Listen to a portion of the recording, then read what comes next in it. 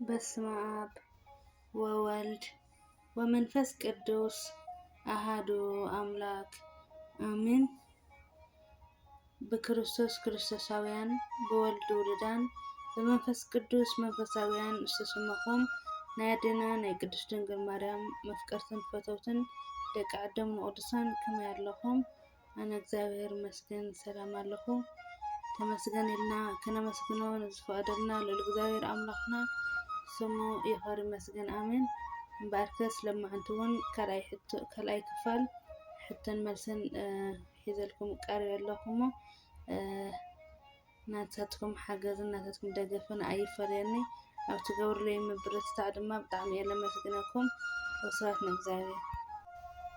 እሺ ሕቶ ቁፅሪ 1 ንሕና ክንመውት ኢና ተወሊድና ኢየሱስ ግና ዘለዓለማዊ ህይወት ክህበና እዩ ሰብ ኮይኑ ተወሊዱ ዝበሉ ቅዱስ ኣቦና መን ይበሃሉ? ሀ ኣቦና ቅዱስ ጊዮርጊስ፣ ለ ኣቦና ቅዱስ ዮሃንስ አፈወርቂ፣ ሐ ኣቦና ቅዱስ ቄርሎስ፣ መ መልሲ የለን።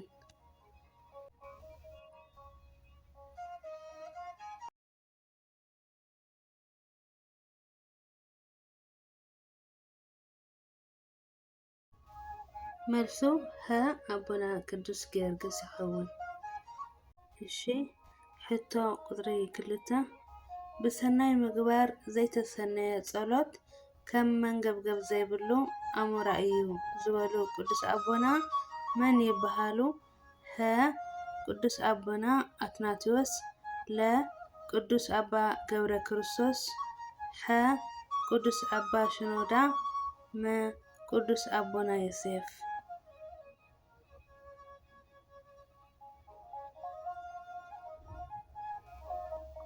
መልሲ ለ ቅዱስ ኣባ ገብረ ክርስቶስ።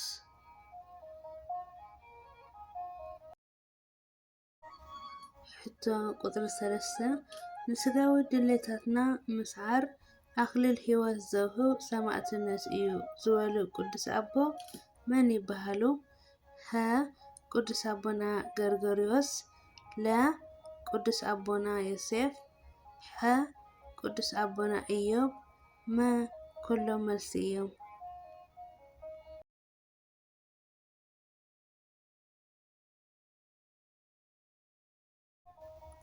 መልሲ ሀ ቅዱስ ኣቦና ገርገሪዎስ። ሕቶ ቁፅሪ 4 ንዓኻ ከይብድልሲ ንሕግታትካ ኣብ ልበይ ዓቀርክዎ ዝበለ ቅዱስ ኣቦ መን ይበሃል? ሀ ኣቦና ቅዱስ ዳዊት፣ ለ ኣቦና ቅዱስ ቄርሎስ፣ ሐ ኣቦና ቅዱስ ኢዮብ፣ መ መልሲ የለን። መልሲ ሀ ኣቦና ቅዱስ ዳዊት።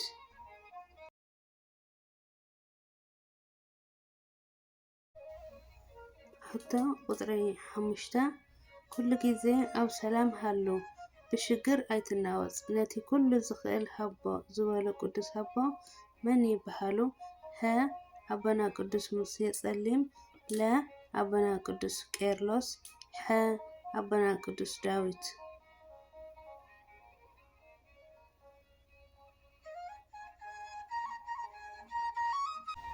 መልሲ ኣቦና ቅዱስ ቄርሎስ።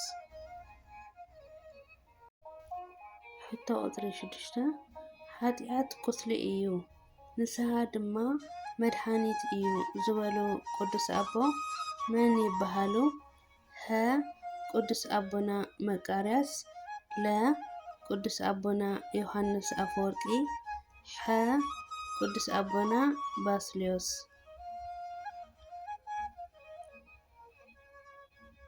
መልሲ ቅዱስ ኣቦና ዮሃንስ አፈወርቂ።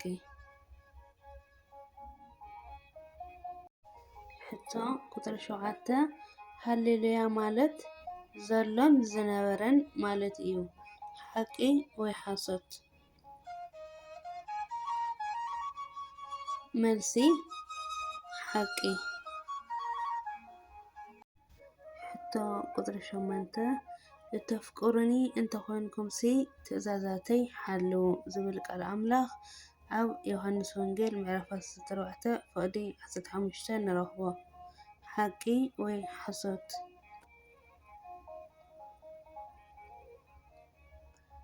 መልሲ ሓቂ። ሕቶ ቁፅሪ 9 ሓደ ህፃን ኣብ ልደቱ ወይ ከዓ ኣብ ክርስትና 3 ዓይነት ምስጢራተ ቤተ ክርስቲያን ይፍፀምሉ። ንሳቶም ድማ ምስጢረ ቁርባን፣ ምስጢረ ሜሮን፣ ምስጢረ ጥምቀት እዮም። ሓቂ ወይ ሓሶት?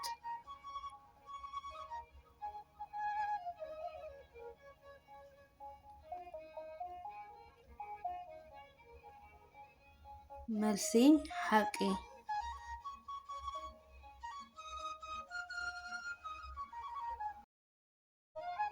ሕቶ ቁፅሪ 10 ናይ መስቀል ቃላት ዝበሃሉ 7 እዮም። ንሳቶም ድማ ቁፅሪ 1 ኣምላኸይ ኣምላኸይ ንምንታይ ሓደግከኒ? ቁፅሪ 2 ኦ ኣቦይ ዝገብርዎ ኣይፈልጡን እሞ ይቅር በለሎም። ቁፅሪ 3 ሎሚ ኣብ ገነት ምሳይ ኣለኻ። ቁፅሪ 4 ንኣዴና ቅድስት ድንግል ማርያም እንሆ ወድኺ ንዮሃንስ ድማ እንሄት ኣዴኻ። ቁፅሪ 5 ፀማእኩ። ቁፅሪ 6 ኦ ኣቦይ ነፍሰይ ኣባኻ ኣብ መዕቆባ ኣለኹ። ቁፅሪ 7 ተፈፀመ እዮም። ሓቂ ወይ ሓሶት?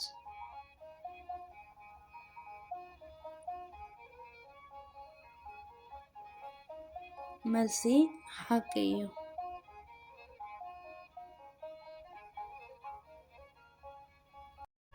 ሕቶ ቁፅሪ 11 ናይ ጻድቕ መከራ ብዙሕ እዩ እግዚአብሔር ግና ካብ ኩሉ የናግፎ ዝብል ቃል ኣብ መዝሙረ ዳዊት ምዕራፍ 34 ፍቕዲ 19 ንረኽቦ። ሓቂ ወይ ሓሶት? መልሲ ሓቂ እዩ።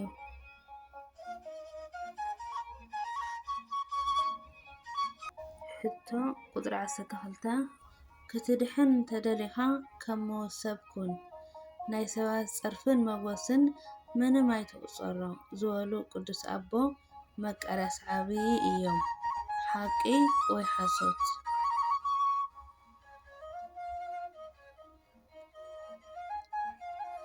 መልሲ ሓቂ እዩ።